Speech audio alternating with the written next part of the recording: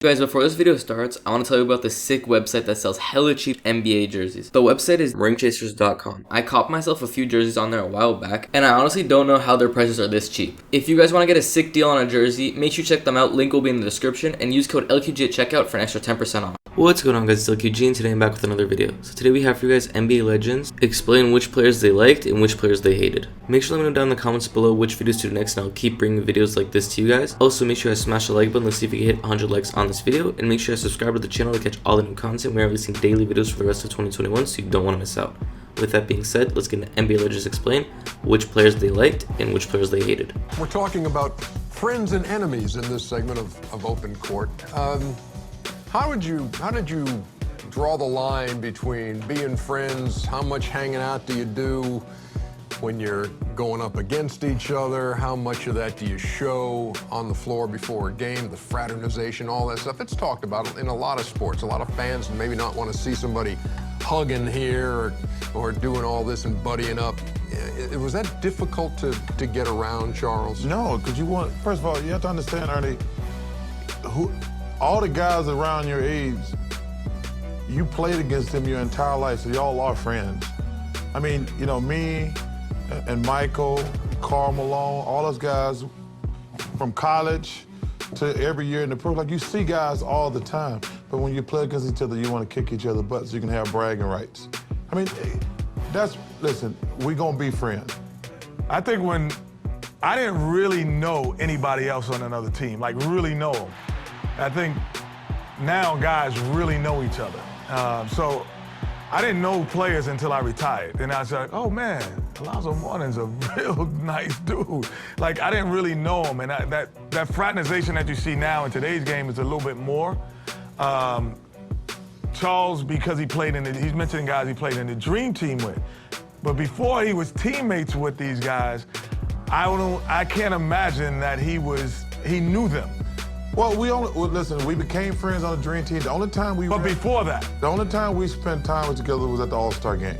Exactly. Yeah, that's like, but you know, when you get to know those guys, like I made the All-Star team 11 years in a row, so I saw Michael, Scotty, Karl. But before then, it wasn't a hug fest. Oh no, but we didn't hug before the game either. Like I shook their hand. Like I ain't nice to my mama before the game. That's just the way I am. You know, I don't want to be friends. Like I'd shake all you guys' hands before the game and we do the little obligatory, but I don't talk to you or anything like that. Now, if I go to the All-Star game or we played on the Dream Team together, I might give you a little bit of love, but we ain't fraternizing. I hate that stuff I see today. It was so bad that I get to see players now. KG, I never wanted to be cool with him because I love his game. So it was nothing for me and him to talk about. I'm playing against him in the West Coast, and I got to mess with him and Tim Duncan and all these guys. So for me, if I didn't play with you, I didn't want a relationship with you because I'm in Sac struggling. Like, you're not going to do nothing for me but maybe beat us or something like that. So for me, I never really wanted to get to know. Now, if I had a rookie like Rasheed Wallace and Ben Wallace with my rookies, you know, I love them, but if you were my rookie, it was never a day you could beat me. Do you know what I mean? And I never wanted to be in that position to someone else. Like, if I knew enough about you, oh man, this cat right here, he ain't doing nothing but watching movies. Like, if I knew too much about you, I had no respect. And if I didn't have respect for you, I could own you, and I didn't want anybody to have that for me. So are these friendships, or they respect friendships? Look, I got respect for everyone here, and I love everyone here, obviously, because we're part of the Turner family. But you cannot tell me, to a man here, we did not want to trip, hit, hold, elbow to get one victory. We would do anything to get a win. What's interesting is, and I got so much love for Smitty, we were playing a playoff game. It was the best of 5. I had broken my orbital bone in my fracture, and I couldn't play the first 4 games. And Smitty was killing us, and he was killing Ricky Pierce, and Ricky Pierce was on his way out. And there was nothing I could do because I was just watching in street clothes, and I got a chance to play in Game 5 with the shades on. And me and Smitty went at it. I mean, you talk about some serious trash talking, because I felt that he was ganging up on Ricky Pierce. But I've loved Smitty game all along.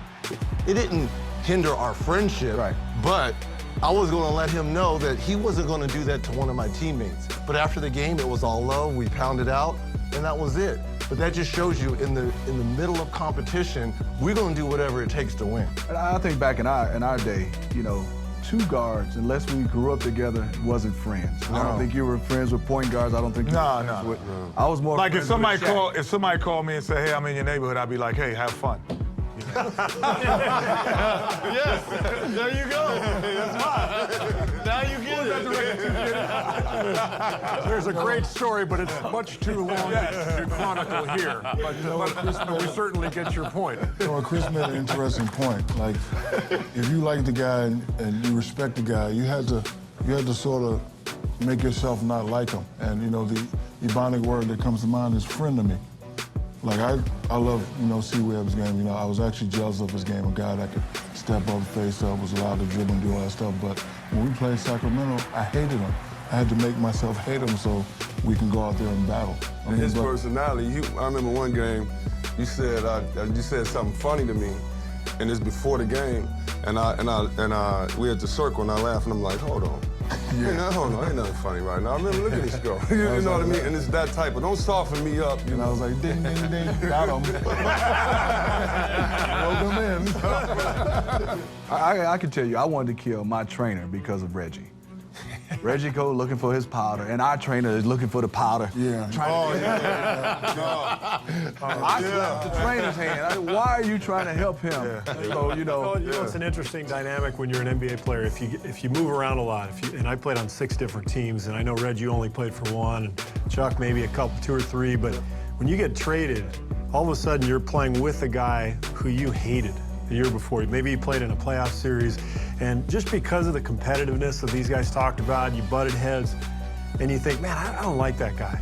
And now all of a sudden you get traded, and you realize he's a really good guy, you know? And I got traded to Portland for Steve Smith, and we had played them when I was with San Antonio in the playoffs, in the conference finals, I think it was. We had a battle, and I didn't like any of you guys. Then I get traded to Portland, and you know, Rasheed, Bonzi, all these guys I couldn't stand in the play. They were so much fun. I had a great time in the locker room with these guys. I mean, it just changes the dynamic entirely. You got traded for a white guy? What are you doing? It was Derek Anderson and Steve. Yeah, it was a black guy and a white guy. Go ahead. It's Vid Jawan, and we get Rasheed, and we all 3 are playing together, and they let Rasheed in the game. And Rasheed, you know how you have practices, scrimmages? He was getting technicals in our scrimmages. He got kicked out of our practice because he was going at the refs. So we gave Rasheed a big talk, you know, for the game. You know, hey, man, you know, you're going to have a good image. You're going to play hard. He's like, yeah, I'm listening. He's like, I've really been wanting. I'm going to make Coach Smith, everybody proud. They're going to watch it. First game, first play, he cussed the ref out, got a technical. And, you know, that's just the way it is, though. So that's it for this video, guys. I want to thank you guys so much for watching. If you did enjoy, make sure you leave a like and also subscribe to the channel. Like I said at the beginning, we're releasing daily videos for all of 2021, so you don't want to miss out. And yeah, I'll catch you guys on the next video. Thank you guys for watching, and have a great day.